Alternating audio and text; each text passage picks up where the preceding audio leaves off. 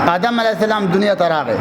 جبرئیل ولراغی وای درې چیزونه مې راوړي دي اختر ایهم شئت. درې چیزه مې راوړي دي او کوم یو چې د خوښي تعالی اختیار دی. درې چیزونه څه دي؟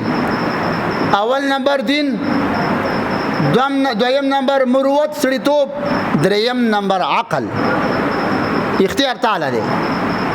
جبرئیل امین وای الله را لګلم ادم درې چیزونه مې دنیا ته راوړي دي، یو دین دی، یو سړیتوب دی، یو عقل دی. دا بنیادی خبرې دي. سړیتوب ښه شی دی. سړیتوب باندې موږ مخکې درې جمعې خبره کړې ده، تېره شوې ده. آدم علیه السلام نبی دی، امام الانبیاء دی، ابو البشر دی. هغه عقل واقست.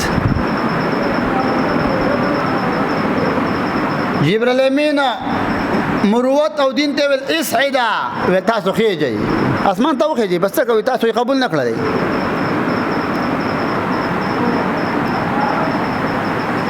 دین او عقل په جواب کې څه وایي؟ دین او عقل په جواب کې وایي جبرئیل امین درې چیزونه د اسمان راوړه، آدم علیه السلام نه تحفه ورکړه.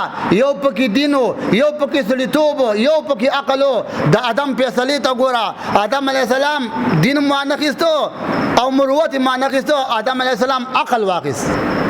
جبرئیل امین وایي دین ته او عقل ته اسعد اسمان ته خېږي. عقل څه وایي؟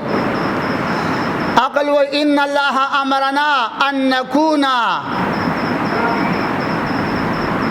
سړیتوب او دین وای ان الله امرنا ان نكون مع العقل. عقل سړیتوب متویل، دین متویل. اے جبرئیل امین موږ ته رب حکم کړی دی چرته چې عقل الته بتای، چلته چې عقل الته بدینی، چرته چې عقل الته بسړیتوبي.